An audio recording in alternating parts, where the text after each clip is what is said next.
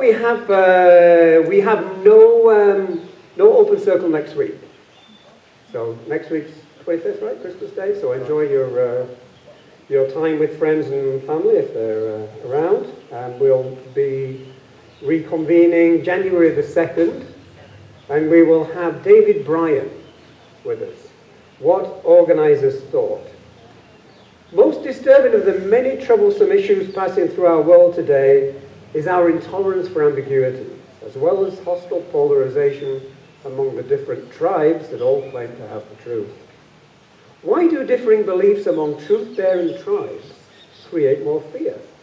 Forces lying beneath the threshold of consciousness steer us to the sources we feed on to validate our beliefs. Conflict escalates when each side lobs its expert opinions across the wall to convince the other side of its lies and fatal errors. Whenever the need to conform to a community of like-minded thinkers overrides curiosity, objectivity, or rationality, any opposition to my facts will be perceived as a personal attack on me. Very apropos for the times. So David Bryan spent his professional life as a psychotherapist, helping people understand how culture, education, family, religion, social media, and trauma organize what we think, how we feel, and why we polarize. This talk will offer suggestions on how to cross the continental divide of truth and reconnect ourselves to the central humaneness common to us all. Okay, so that's January the 2nd. And this week we have Michael Hogan. Very, very fortunate and very honored to have him with us for the 5th time. Excellent, you're in for a treat. Women of the Irish Rising. Historian Michael Hogan returns to present his latest work, Women of the Irish Rising, A People's History. In Hogan's 5th appearance on our stage, he will share portions of this exciting narrative drawn from the women's journals and Irish and British field reports of the women who fought for Irish freedom but whose exploits have not been published in book form. Among them are a woman warrior who was shot 3 times by British soldiers and survived, a female doctor who treated the wounded on both sides, a female yacht captain who brought arms to the rebels despite a British destroyer blockade. One Irish reviewer called the book an invaluable new source of inspiration for young women and for lovers of freedom around the world. Now, Michael is a historian. He's an author of 26 books, including The Irish Soldiers of Mexico, Abraham Lincoln and Mexico, Guns, Grit and Glory, How the US and Mexico Came Together to Defeat the Last Empire in the Americas. Hogan's book, The Irish Soldiers of Mexico, was the inspiration for 2 major documentaries and a feature film starring Tom Berenger. He's a former professor of international relations at the Autonomous University of Guadalajara, Emeritus Humanities Chair of the American School Foundation of Guadalajara, and Latin American consultant to the U.S. State Department's Office of Overseas Schools. So it's a great pleasure and a great honor to introduce Michael Hogan.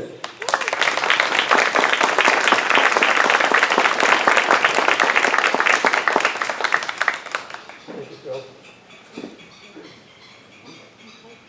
Thank you, Steve. Thank you, Phil. Thanks, everybody, for coming out this morning. It was raining in Guadalajara. I wasn't even sure we were going to have this event, and I sent an email to Steve. We're having rain up here. How is it in Hawaii?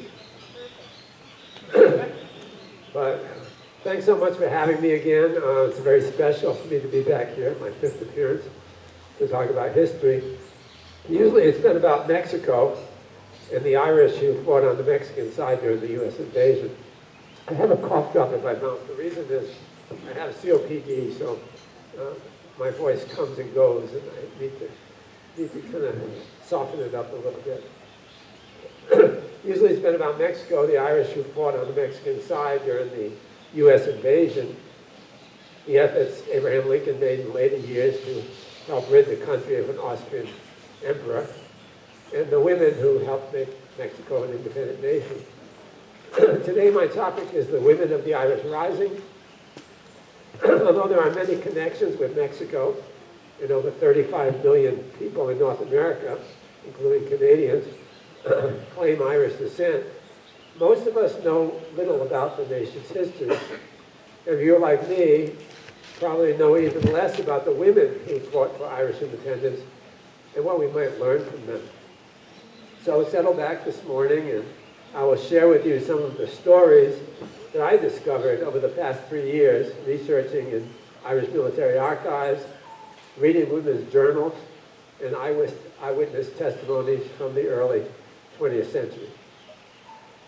1916 was a famous year. As Charles Dickens would say, it was the best of times and it was the worst of times for the Irish. The liberal British government had finally, after 300 years of tyranny, considered offering home rule to Ireland, making it, like Canada, a self-governing part of the British Commonwealth instead of an exploited colonial possession. The problem was that many English settlers in the north refused to accept that, as did most of their conservative sympathizers in Parliament. So when British officers stationed in the north threatened mutiny, and civilians imported thousands of rifles and millions of rounds of ammunition up north, the home bill was in jeopardy. Meanwhile, World War I, the war to make the world safe for democracy, had begun, and Britain needed Irish soldiers who were enlisting. So freedom for the Irish people would have to wait. But the leaders of the Irish Republican movement knew that once withdrawn, the offer for home rule would not likely come again. So they decided to act. The problem was that they had no weapons to confront the British Army's machine guns and cannons, never mind the Mauser rifles of the Ulster Volunteers in the north. Fortunately, a woman appeared who would solve that problem. Her name was Molly Childers. Now, Molly grew up in Beacon Hill in Boston. Her family came over on the Mayflower, and they were very wealthy. But as a young girl, she suffered a skating accident and was permanently crippled. After months in bed, she was finally able to walk again, but with a limp. No longer able to play sports, her father interested her in sailing, and she became adept at it. One day when she was at her home in Beacon Hill, a British officer on leave who was touring New England came by her home on a motorcycle. The cycle had broken down, and he needed to borrow a spanner, or as we Americans say, a wrench. And he introduced himself, and the family invited him to dinner. He too had a limp. It came as a result of a wound from his service in the Boer War, and he too loved sailing. He and Molly hit it off. He was very sympathetic to the Irish cause, since he had served with them in South Africa, and saw how they were abused and held in contempt by British commanders. Molly, for her part, had seen the prejudice and abuse of Irish workers in Boston. And when they heard of the problems in Ireland, they were sympathetic. To make a long story short, they fell in love. They got married.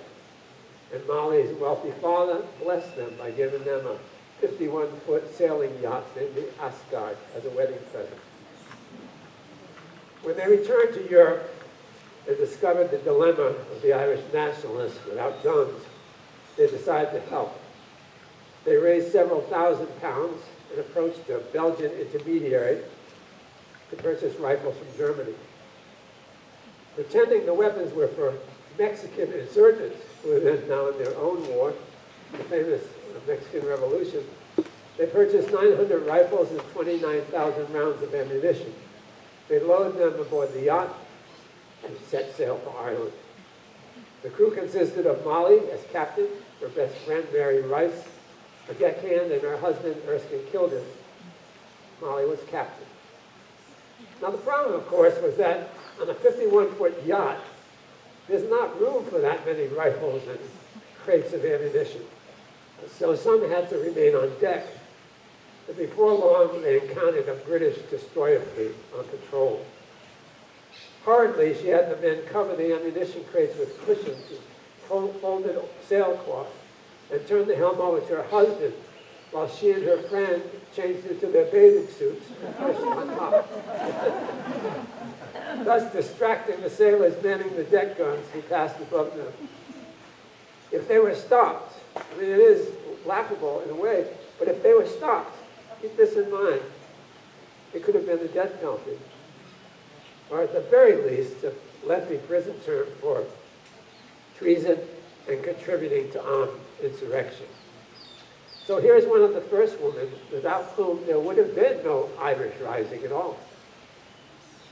The fighting began on Easter Monday, April 24th, 1916, where the first group took over the General Post Office as headquarters, and another 1,500 took up armed positions in and around central Dublin, blockaded the streets.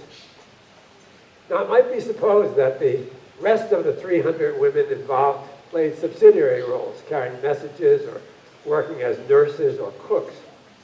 Well, some did these things, but others were armed combatants as well. One memorable one was Margaret Scandida, born in a Glasgow ghetto to Irish parents who had immigrated to Scotland. And she was sympathetic to the Irish workers who were her neighbors. She was ambitious and got a college degree and worked as a mathematics teacher. She joined a Women's Defense League to defend Scotland against Germany in World War I. And there she learned how to handle explosives and how to shoot. When she heard of the troubles in Ireland, she felt her loyalties lay there and immigrated. In Dublin, she joined the Irish Citizens Army and used her sharpshooting skills against British soldiers. She also used her munitions training to set explosives to destroy British machine guns. On one such mission, she was shot 3 times, but survived. Among the many women who worked as combat medics, there was also one certified physician. Trained in England with an internship in the United States, Dr. Kathleen Lynn not only provided her medical services, but trained many of the combat nurses. After the revolution, she had become the first woman to open up her own hospital for the treatment of poor children in Ireland, and would lead Europe in establishing the first program, wait for it, of vaccinations for smallpox. It might suppose that this was a workers' revolution, since they were the most oppressed, and most of the revolutionaries were from the lower classes, or that most were Catholics. But in fact, there were women of all classes, Catholics and Protestants, many socialist, anti-clerical agnostics who joined to fight for Irish independence. There was one woman, at least, from the upper class, Constance Markovich, a wealthy nobleman and part of the ascendancy, who turned her estate into a training school for young rebels and sold her jewels to buy weapons, and worked as a deputy battalion commander, wielding a Mauser machine pistol and commanding several young men. When captured finally by the British, she was sentenced to death for her part in the rising. Another key woman was Nellie Gifford. She was the provisioner of the rebel troops, which involved raiding British storehouses, confiscating produce and meat from markets, and supplying the rebels with food to sustain them during the week-long combat. Her sister Grace was in love with another insurgent, Joseph Plunkett, a well-known poet. When he was captured and sentenced to death, they married in the jail 2 hours before he faced the firing squad. The song Grace, which is very beautiful and is on YouTube for free, the song Grace, which commemorates this sad event, is sung by Rod Stewart. You should listen when you have a chance. The rising ended in defeat for the Irish rebels.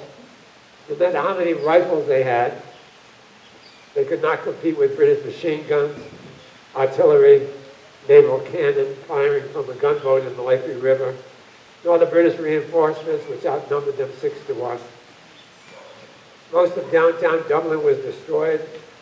Many were killed, including 300 civilians. Over 300 men were captured, many executed by a firing squad. Over 70 women were imprisoned, and one was sentenced to death. As the executions continued day after day, from May 3rd to August 3rd, public opinion began to turn against Great Britain. The reprisals seemed barbaric and motivated more by prejudice and hate than by justice. Giving in to public opinion Countess Markovich's death sentence was commuted to imprisonment.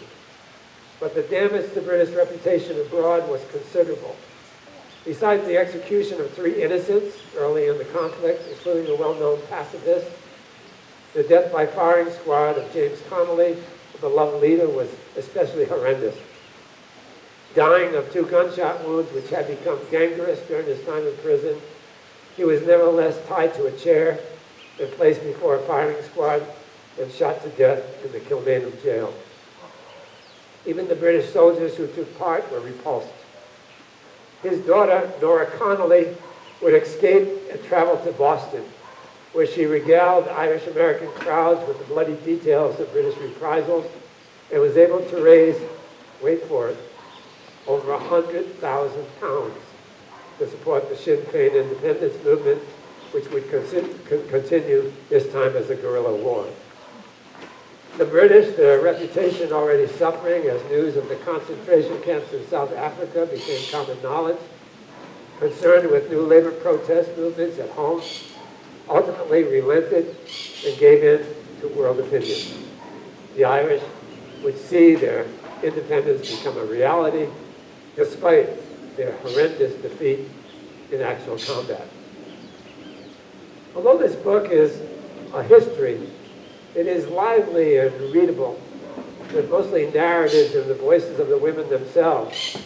Maury Moore Schuler, former NBC anchor, she covered the earthquake in Mexico City, the big one, a journalist. She wrote in her Amazon review, "I envision a movie when I read this book. What a story, what great roles for women. Women's roles were powerful and significant, yet largely minimized by early historians. They nursed and fed and fought with the wounded, smuggled weapons by boat under their skirts, wrote and spread the word to others about the need for freedom." And by the way, the photos are wonderful. There are over 60 of these photos and illustrated maps as well. But the book, as entertaining as it is, doesn't end with the rising. It continues into present times. For the women who had sacrificed so much, the freedom they envisioned did not come easily. It was not until 1948 that their combat records were even included in the military archives, when one alert officer noted that many of the veterans were dying off. They were invited to Army headquarters to record their oral histories, and it's from these records that I derive many of the narratives that appear in the book. Some of them accomplished a great deal after the Rising was put down. After serving their prison sentences, many went on to have brilliant careers. Dr. Kathleen Lynn, as I mentioned, opened her famous hospital, became a major force for curing contagious diseases among children. Constance Markovich was elected first to the English Parliament, and then after the Republic was established, became an Irish senator. Margaret Scandida became a popular mathematics teacher in Dublin and was elected president of the Teachers Union of Ireland. Nellie Gifford became a broadcast journalist and an unofficial historian of the Rising. Many were disheartened, however, when the new Irish Constitution, promulgated by conservatives and heavily influenced by the Catholic Church, forbade not only abortion, but birth control, denied women the right to serve on juries or in public administrative positions, and forbade divorce. There would have to be another fight to secure these rights and to establish themselves on equal footing with men. Unable to buck conservative legislatures, they took to the streets and voted en masse for referendums which overturned restrictive provisions of the Constitution and secured their rights. Today, Ireland leads the world with women in administrative and government positions. It's the only country in the world which has had back-to-back female presidents. It has more women CEOs than any other European nation. But more importantly, it leads the world in intersectional feminism, working not just to ensure the opportunities for middle-class women, but for all women, regardless of economic or social status, including newly arrived immigrants from war-torn nations. And now we return to the present. I'd like to close with a few words of how I came to write this book. Many years ago, my daughter Melissa was attacked by an aggressive pit bull. She was 5 years old and living in Boulder, Colorado, an upscale and very safe neighborhood. Her mother was cooking dinner, but keeping watch out the window while Melissa was playing in the backyard. Suddenly, a pit bull on the loose jumped the fence and attacked her. Before her mom could react and come to her rescue, the dog had savagely torn up the child's face. Throughout her youth and adolescence, Melissa would go through 30 painful facial surgeries, be marked by other kids for her deformity, and suffer both physically and psychologically. But she came through all those years with her pride, her courage, and her sense of herself intact. She went to the University of Colorado, spent her junior year abroad in Ireland studying at Trinity University for 1 semester, and then in the Northern University for the 2nd semester. She worked with both Catholic and Protestant women during the bloody conflict between the British-dominated and Protestant North and the independent and largely Catholic South. She graduated with honors, and her honors thesis was on the possibility of peace in the region if only the women on both sides would come together. In 1998, after reading her thesis, she was hired by former President Bill Clinton to work with him on the Irish Peace Treaty, and was with him when both the Ulster Unionist Party of the North and the Labour Party and Sinn Féin in the South signed the Good Friday Agreement, bringing peace to the region. So this book is a tribute to her as well, and all the women who have suffered and triumphed and have come through pain, even horror, not only to make something of themselves, but to serve the larger community. Thank you all for coming out today. I hope you'll read the book, which is on sale right here. I think you'll enjoy it. And it'll make a great Christmas present for that one person you might have forgotten. The one who already has everything. Thanks again.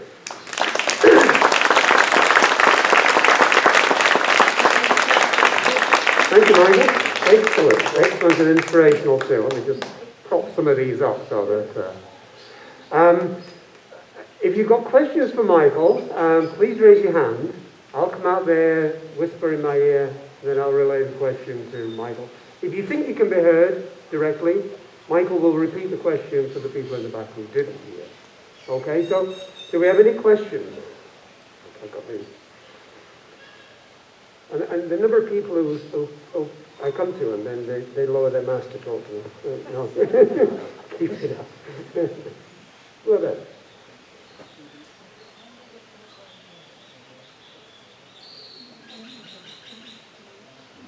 Okay. All right.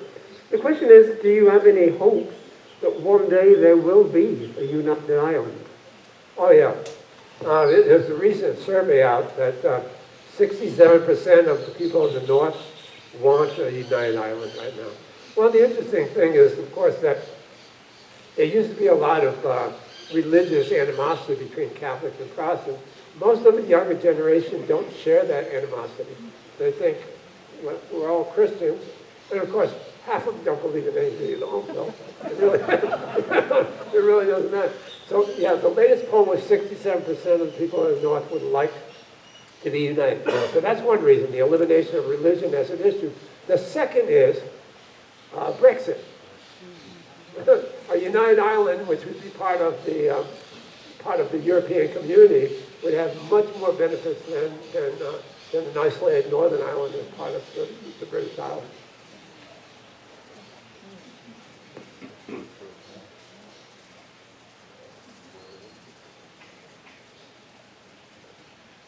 As a matter of fact, when we're talking about women's rights, it was only when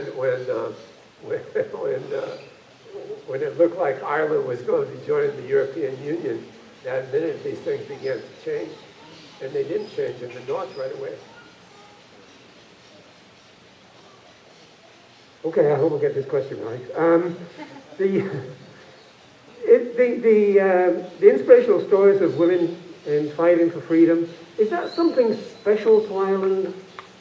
Am I getting this right? Is it something special to Ireland, or is it just that you've uncovered it and it really exists everywhere? The number of women is special to Ireland. Yeah, I don't think there's ever been a case like that. Probably the Russian Revolution involved some women as well, but it's not in Russian history. And probably this wouldn't have been in Irish history if it wasn't for some alert person back in 1948 saying, I bet some of these women, they're dying out. They're in their 80s and 90s. Maybe we better get them in here and hear what they have to say, hear what they have to tell us. And some of the oral histories are just breathtaking. I mean, when Molly Childers and the yacht, oh my God. Plus, I just told about her encountering the British destroyer. But remember, to come from Germany to Ireland, go through the North Sea, the North Atlantic, and then the passway through. And she encountered storms along the way. Her husband was seasick and was puking all over the place. The boat was going up and down. They were trying to cook a meal, and the rifles would slam against the stove. I mean, just people were injured and battered. It was lucky they survived the trip. I was going to say the North Sea, the North Atlantic, and then the estuary, the English Channel. Yeah. Two questions here. One is, how much is the book? The book in the United States is $20. Here it's only 300 pesos, which is $15. So you get a 25% discount. Okay. And the second question was, could you expound more on the relationship between William Butler Yeats and Mort Gunn? Mort Gunn was his fantasy, I guess, his fantasy love, and she was very much a leader in the movement for Irish independence, as well as the movement to teach Gaelic in the schools, so that it wouldn't be lost to subsequent generations. But she was in Europe at the time of the Rising itself. Now, as to William Butler Yeats, he wrote a play called Kathleen Ni Houlihan, and it's a story about a fictional character, of course, but Kathleen Ni Houlihan represents Ireland itself, and the play ends with, this is the time when they're drafting Irish young men to serve in the British Army to fight the Germans, and the play ends with them carrying the ancient Irish flag, and it says, "Under only one flag will I serve." That's how it ends. And people got up from the audience and walked out and said, "Yes, yes." And in the poem by William Butler Yeats, if you get a chance to read it, it's online free. It's called 1916. He castigates himself for maybe being one of the catalysts that pushed young people into the war when he put on that play. And he says, "Am I responsible for those deaths?" We have another question here, but it's rather lengthy, and I think the gentleman knows a little bit about my memory, so I think he can shout it out. I'm a retired physician, so I was interested in your comments about Dr. Lynn and her children's hospital for smallpox vaccination. During my practice, actually, smallpox was eradicated back in the mid-70s. This was just the time period was just prior to the outbreak of the Spanish flu pandemic in 1917. So I was wondering, how was this accepted? The hospital for smallpox vaccination, was this widely accepted by parents? Not initially. Did everyone hear the question? No. Can you repeat the question, Michael? Okay. The question was about Dr. Kathleen Lynn's smallpox vaccination for children. Was this accepted by most people? And in fact, this was kind of an anomaly. First of all, the first anomaly was she opened up a hospital completely run by women. All the administrators were women, the doctors were women, and as chief administration, she was a woman as well. Secondly of all, she opened it up for children to treat childhood diseases, especially for those children who did not have access to the wealthier forms of treatment, the hospitals that that well-to-do or even middle-class people could afford. It was a hospital essentially for the children of poor workers. So they trusted her. That was important. Was this widespread? No, she was the only hospital doing this. So it was not being done in England at the time. It was not being done in other countries at the time. She was the first. And it took a while, I guess, to build up trust, worldwide. Not everyone accepted it right away, for sure. But I think her trust existed with the young, the young parents and the working parents, with the children before the vaccination started. That was crucial. Does that answer the question? Any more questions? Going once? No? Okay. Yeah. Great. Okay. That's right.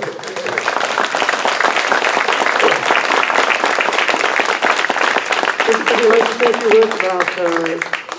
Yeah, well, I just wanted to say briefly, because the doctor brought up the question, what's really so interesting about this book, to me anyway, as I was doing the research, was how many contemporary issues are actually being discussed back in 1916. And one of them, of course, was the influenza, the influenza epidemic, which was occurring at the same time. The problems with women's rights in terms of control of their own body, which is now a contemporary issue, especially in Texas. These are all issues that haven't gone away. They're still here today. And also the unity of Ireland as a nation. Right now it's actually two nations, Northern Ireland and the Republic. But that may be going away as well as a result of Brexit. Everyone thought Brexit was a bad idea. Well, for the Irish, it might be a good idea. Yeah. So anyway, I'll just end with that. I think you'll enjoy the book. I wrote it, and an Irish professor, who put a blurb on the back cover, and she was responsible for writing at least two of the biographies of these women. She said, what I really liked about the book was it's accessible to young people. It's written in a way that's, it's narrative, it's stories, and people will love it just as a read. And it might encourage them to read further history. Because most of the histories, including many of the ones I read are in the bibliography, are very academic. Mm-hmm. And they're you kind of slog through them to get through them. This, I hope, is lively and entertaining. And it's also got 60 photos and plus maps, so it's kind of a fun experience to read. And before I sent it out, before it would finally, went through peer editing with 6 different academics, but I also sent it to seniors at the American School Foundation, and I asked them to read it as well over the summer. And 5 or 6 of them did, and they gave me feedback, and that was really helpful, because if 17 and 18-year-olds can read this and enjoy it, then it's accessible to the public. Excellent. And if someone wants to send a copy to a friend outside of Mexico, is it available on Amazon? It's available on Amazon as a paperback and Kindle, and also Barnes & Noble, all the other. Okay, great. Yeah. Okay. Great. Well, once again, thank you very much, Michael. Thank you.